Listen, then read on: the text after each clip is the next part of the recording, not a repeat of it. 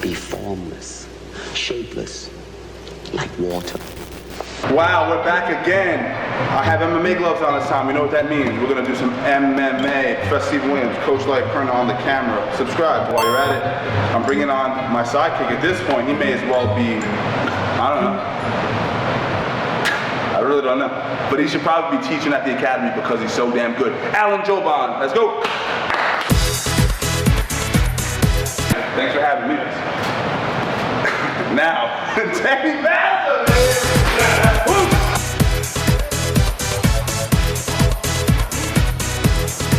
just wow. Just impressive stuff. And this is something I generally don't do, but I'm gonna pull it deep right now. Yes. We surround ourselves with people that we're inspired by.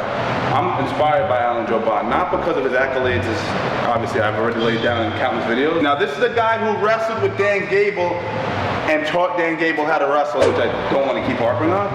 But also, Danny Massa in a constant horse stance. Now that's something that takes discipline. Take a look at it.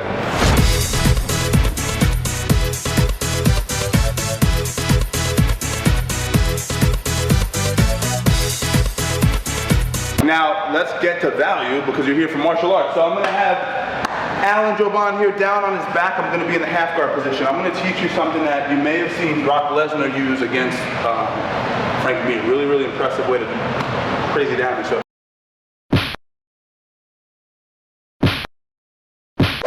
let's say I'm here in the position on top half guard. I have my far side underhook. I have my left arm right under the head, keeping good pressure. From here, what I'm going to start to do as he frames on my neck is I'm going to start to weave my hand to the inside, and I'm going to put the ridge of my fist right on the bicep. I'm going to use this to now clamp my fingers and put pressure down on the elbow. So the goal in this instance is to get Alan's elbow to the ground, his far elbow.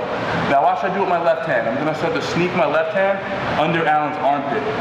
Right hand slides down to the hip, and I start to extend my left arm towards his elbow. So I'm grabbing the elbow now. So I go from armpit to elbow. Now watch what I do. I drive my hips forward. This is where most people go wrong. They try to drive their chest forward. I want to use my hips to get Alan put in a position where he's basically on his side. Now there's a lot of pressure on Alan's neck. If I wanted to submit him, I can simply pull his head down to get the submission.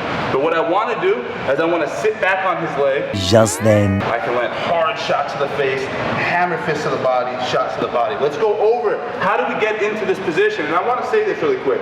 This is a position actually that Danny Massa used to use a lot in his fights. Right, Danny? You used to use.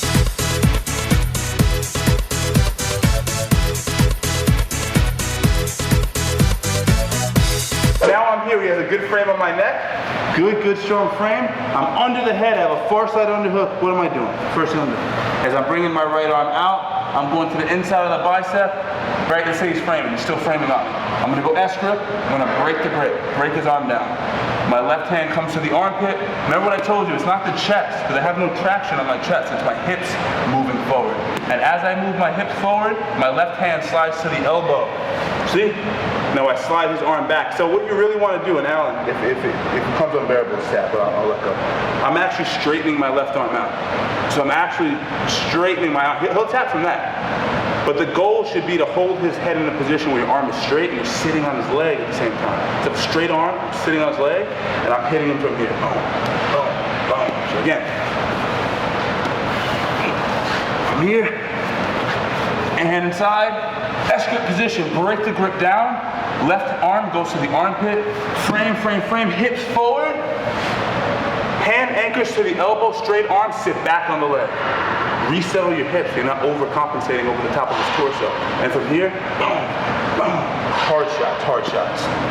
I think that'll cover it. That's been a great little segment. So what we're doing, guys, is we're getting the guy in the half guard, we're breaking down his frame, we're pinning the far arm, we're driving our hips in, and we're using that to land unlimited ground and pound. Now that's a position where one arm is tied on the outside, one arm is tied on the far side, and he's not able to protect his face. So that gives us the opportunity to work from an unfair advantage.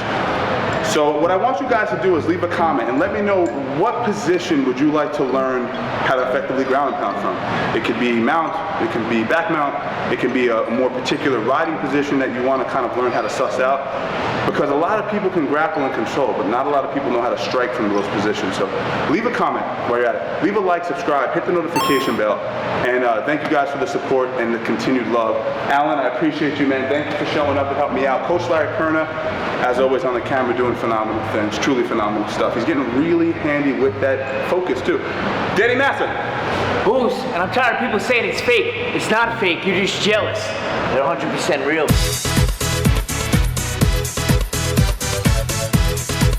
Those are the Viking Academy. Giddy up.